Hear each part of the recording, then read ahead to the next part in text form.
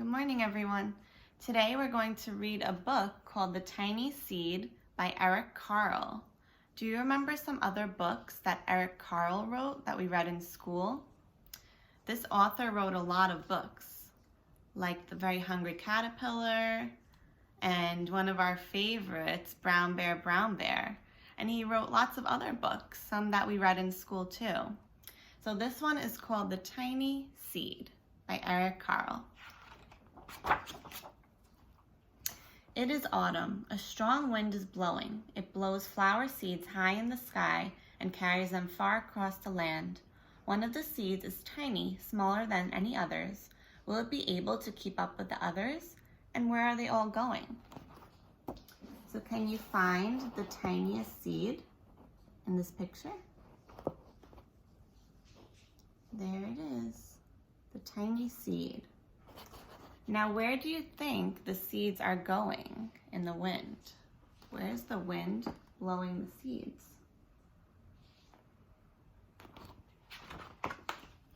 One of the seeds flies higher than the others. Up, up, up it goes. It flies too high, and the sun's hot rays burn it up. But the tiny seed sails on with the others.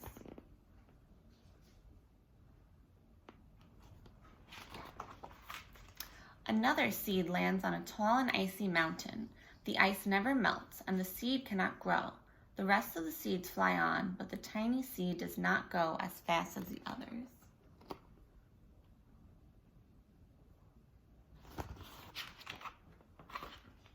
Now they fly over the ocean. One seed falls into the water and drowns. The others sail on with the wind, but the tiny seed does not go as high as the others. Keep looking for that tiny seed. We're following it. One seed drifts down onto the desert. It is hot and dry, and the seed cannot grow.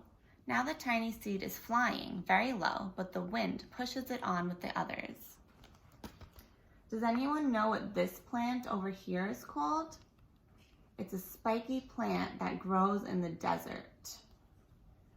And it's called a cactus.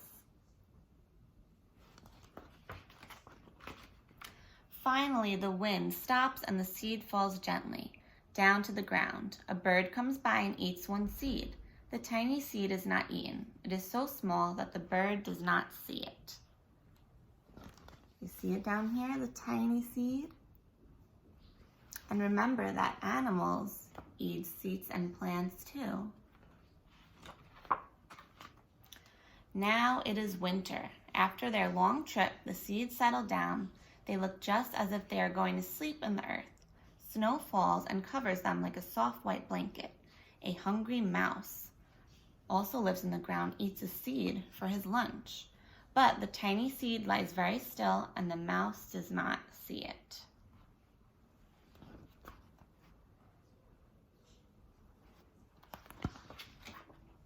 Now, what season comes after winter? It's spring. After a few months, the snow has melted. It's really spring. The birds fly by, the sun shines, and the rain falls. The seeds grow so round and full they start to burst open a little. Now they are not seeds anymore. They are plants. First, they send down the roots down into the earth. And then their little stems and leaves begin to grow up towards the sun and air. There's another plant that grows much faster than the new little plants. It is a big weed, and it takes all the sunlight and all the rain away from the other small new plants. And that plant dies, but the tiny seed hasn't begun to grow yet. It will be too late. Hurry, but finally it starts to grow into a plant. Which of these plants is the tiny seed? It's the smallest one. The warm weather also brings the children out to play. They too have been waiting for the sun and springtime. One child doesn't see the plant as he runs along, and oh no, he breaks one. Now it cannot grow anymore. So we have to remember to be gentle with plants and take care of them so they can grow. The tiny plant that grew from the tiny seed is growing fast, but its neighbor grows even faster. Before the tiny plant has 3 leaves and the other plant has 7. And look, a bud and now even a flower. But what is happening? First there are footsteps, then a shadow looms over them, and then a hand reaches down and breaks off the flower. What happens if we pull out a flower from the ground? It won't be able to grow anymore, right? So we have to remember to let flowers and plants grow. A boy has picked the flower to give to a friend.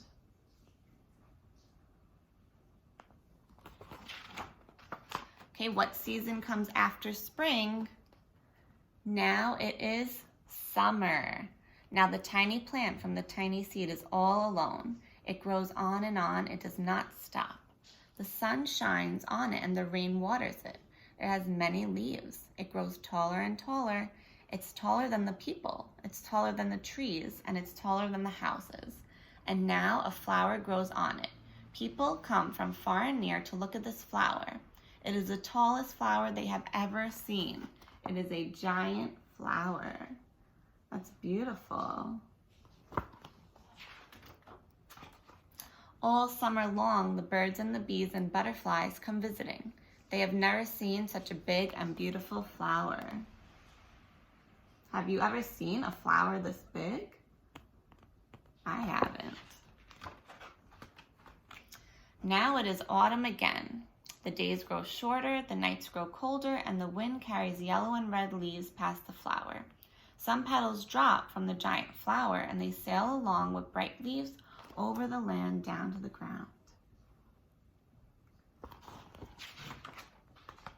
The wind blows harder. The flower has lost almost all of its petals.